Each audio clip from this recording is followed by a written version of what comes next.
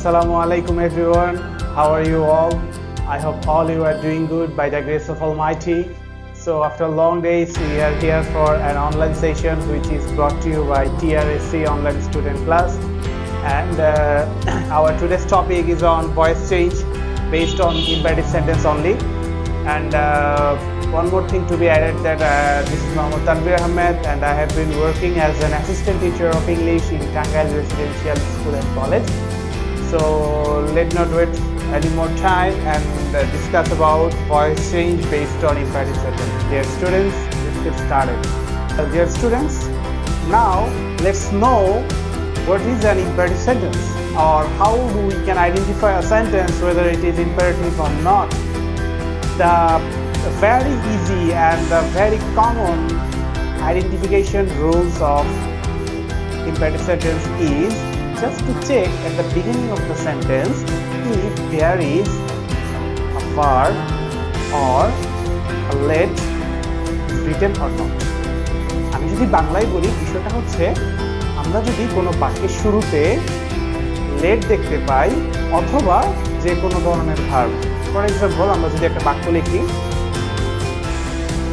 Open the door, তোমরা দেখতে পাচ্ছ open the door. So at the beginning of the sentence there is a verb which is open. So we can say that this is an imperative sentence because at the beginning of the sentence there is a verb which is open. So thus we can identify a sentence whether it is imperative or not. Okay, students, our first rule is we can see that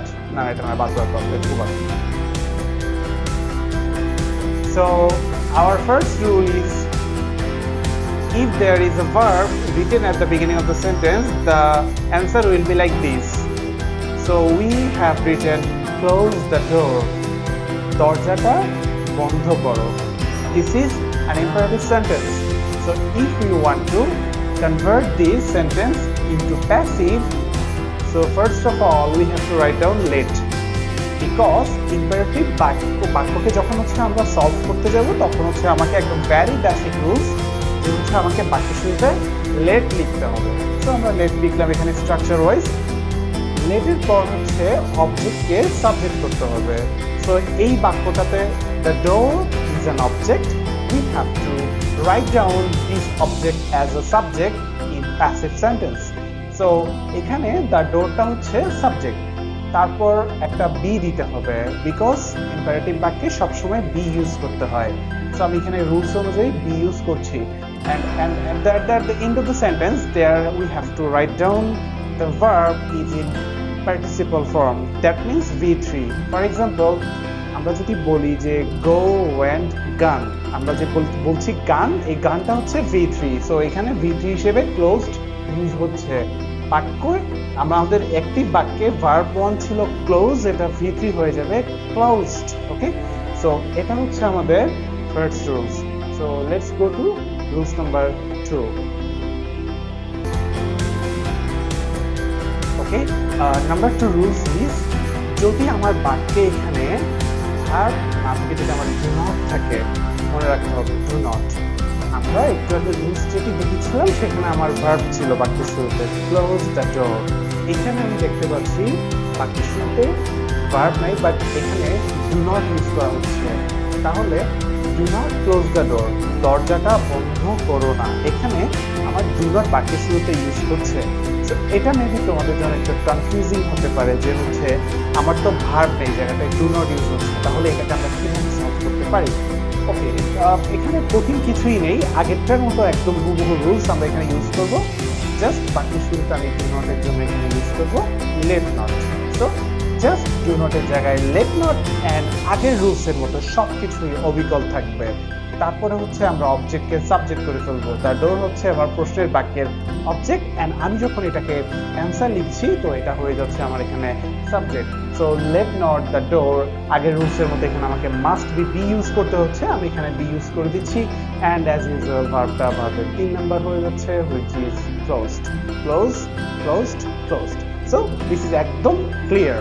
and another example I have written for you which is do not shut the window, জানলাটা বন্ধ করো না। তাহলে আমরা মানে structure wise যদি আমরা বলি অ্যান্সারটাকে, লেট নটকে আমরা এখানে ইউজ করছি, অবজেক্ট দ্য উইন্ডোকে এখানে সাবজেক্ট বানাচ্ছি, তারপর হচ্ছে আমরা এখানে বি ইউজ করছি অ্যান্ড ভার্বকে 3 নাম্বার করছি।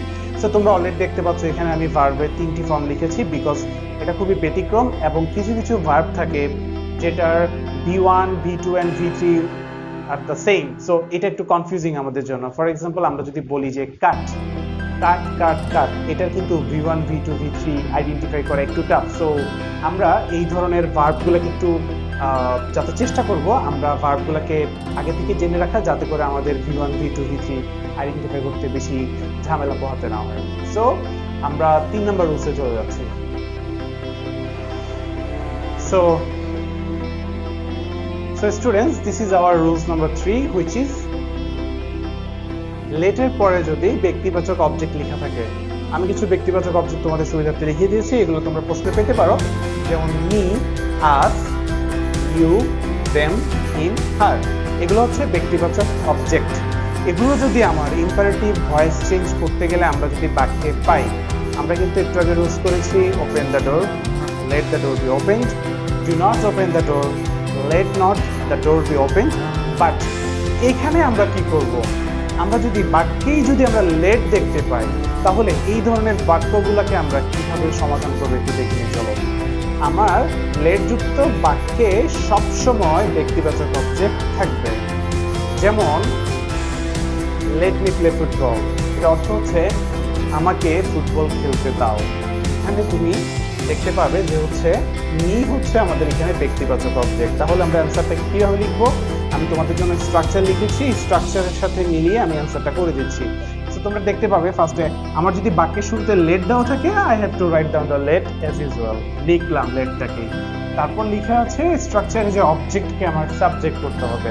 সো আমার এই বাক্যের অবজেক্ট হচ্ছে ফুটবল। সো সরি, এখানে আমি দা লিখেছি। আমি যদি এখানে দা লিখি তাহলে আমাকে এখানে কোশ্চেনও দা লিখতে হবে, অথবা আমি যদি এখানে দাটাকে মুছে ফেলি, আমার এখানে দা লিখতে হবে না। So let football be played, because এখানে ফুটবলটা হচ্ছে অবজেক্ট, প্রশ্নের বাক্যের অবজেক্ট, অ্যান্সারের বাক্যের subject. Let let, object subject, object subject আমি স্ট্রাকচারের সাথে মিলিয়ে লিখলাম। তারপরে বি, এই যে বি, ভার্বের V3, এই বাক্যের ভার্ব হচ্ছে আমার play, play, plate, plate. So V3 হচ্ছে আমার এখানে plate.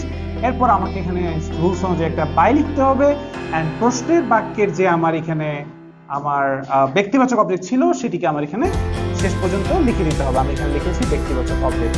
So this is very clear, I guess তোমরা বুঝতে পেরেছো। আমি আবার একটু রিপিট করে দিই তোমাদের সুবিধার্থে। লেট লিখতে হবে, বাক্যে যদি লেট দেওয়া থাকে তাহলে আমাকে লেটটাকে লিখতে হবে। তারপর অবজেক্ট হচ্ছে আমার এখানে সাবজেক্ট করতে হবে। আমার এই বাক্যের অবজেক্ট ফুটবল, আমি এখানে সাবজেক্ট হিসেবে ফুটবল লিখেছি। তারপর বি যোগ করতে হবে, বি লিখেছি, ভার্বের 3 নাম্বার V3 তাও লিখেছি, বাই, এবং শেষমেশ ব্যক্তিবাচক অবজেক্ট আমি এখানে লিখে দেব। So let's go to rules number 4। Okay, আমরা একদম শেষ রুলসে চলে আসছি। সেটা হচ্ছে আমরা যদি বাক্যে দেখতে পাই যে হচ্ছে এই ধরনের বাক্য, যেমন বাই মি আ শার্ট, এটা অর্থ হচ্ছে আমাকে একটি শার্ট কিনে দাও। আচ্ছা, একটু আগে আমরা যে দেখেছিলাম যে open the door, close the door, বা হচ্ছে লেট মি গো দেয়ার, এই ধরনের বাক্যগুলোকে যখন আমরা করেছিলাম সেখানে কিন্তু আমরা এখানে বাই ইউজ করেছিলাম। তো আমি একটু তোমাদের সুবিধার্থে লিখে দিয়েছি, বাই মানে হচ্ছে দ্বারা, ফর মানে হচ্ছে জন্যে। আমরা কিন্তু চোখ বন্ধ করে কিন্তু আমরা কোনো রুলস ফলো করবো না, আমাদের কিন্তু কমন সেন্স খাটাতে হবে। যেমন ধরো, রাস্তার বাম পাশ দিয়ে তুমি হেঁটে যাচ্ছ, তোমার আম্মু তোমাকে বলেছে যে সবসময় রাস্তার বাম দিকে হেঁটে যাবে। এখন তুমি দেখতে পেলে যে তোমার রাস্তার বাম দিক থেকে একটি অজগর সাপ তোমার দিকে এগিয়ে আসছে, তো তুমি এখন কি করতে পারো এই জায়গায়? তো তোমার একটু ভয় লাগবে। এখন তোমার আম্মুর কথা কি তুমি শুনবে যে হচ্ছে রাস্তার বাম দিকেই তাহলে হাঁটবো, আমি কি তাহলে অজগর সাপটিকে মারিয়ে চলে যাব? না, আমরা কিন্তু অবশ্যই রাস্তার অন্য পাশে চলে যাব আমাদের জীবন রক্ষার্থে। তো এখানে কিন্তু আমার মায়ের বলে দেওয়া যে আদেশটা, সেটা কিন্তু আমরা সবসময় মানছি না, আমরা কিন্তু কমন সেন্স ইউজ করছি। আমি তোমাদের বলেছি যে সবসময় বাই ইউজ করতে হবে যদি আমার ব্যক্তিবাচক অবজেক্ট দেওয়া থাকে, কিন্তু একটু বুদ্ধি খাটালে তোমরা দেখতে পাবে যে ওই বাক্যটা ছিল যে আমাকে এক গ্লাস পানি দাও। সো এখন দেখো যে buy me a shirt, let a shirt be brought for me, এটার অর্থ হচ্ছে আমাকে একটি শার্ট কিনে দাও। তাহলে আমার অর্থটা দাঁড়াচ্ছে যে আমার জন্য একটা শার্ট কেনা হোক। এখানে কিন্তু আমার দ্বারা হচ্ছে না, আমার জন্যে হচ্ছে। সো একটু তোমাকে বুঝতে হবে আমার কোথায় বাই ইউজ করতে হচ্ছে আর কোথায় ফর ইউজ করতে হচ্ছে। এই জায়গাটা আমি রেড সাইন মার্ক করে রেখেছি তোমাদের জন্য, তোমরা এটা ভালো করে দেখবে এবং এটা অবশ্যই খাতায় লিখবে যাতে করে তোমাদের এই ব্যাপারে কোনো রকম কনফিউশন না থাকে। আই থিঙ্ক আজকের পর থেকে তোমাদের ইম্পারেটিভ বাক্যের কোনো রকম প্রবলেম হবে না। আমি এই রুলসটি তোমাদের জন্য আরো একবার বুঝিয়ে দিয়ে এই ক্লাসটি আজকের জন্য শেষ করে দিচ্ছি, একটু ভালো করে খেয়াল করো। So buy me a shirt আগের মতোই একদম সেম থাকবে, লেট থাকবে, অবজেক্ট এখানে সাবজেক্ট হয়ে যাবে, লেট শার্ট এখানে আমার বি দিতে হবে সবসময়, কারণ আমরা জানি এখানে ইম্পারেটিভ ভয়েস চেঞ্জে সবসময় বি ইউজ করতে হচ্ছে। অ্যান্ড এখানে ভার্বের ভিটি হচ্ছে, বায়ের ভিটি হচ্ছে ব্রট।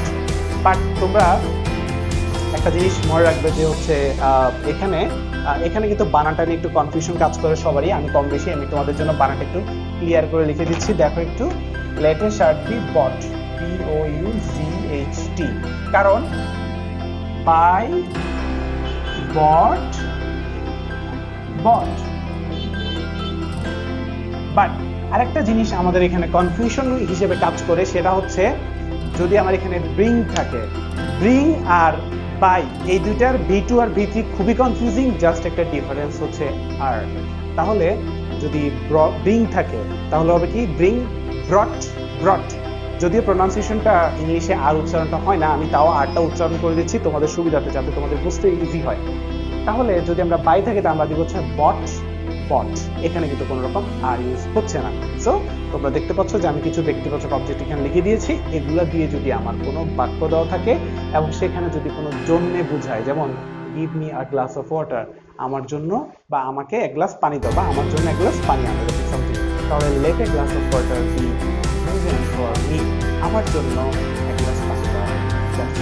So dear students, thank you so much for being with me and hearing me so attentively. So thank you so much, and inshallah we will be here again with a new content and with a new video.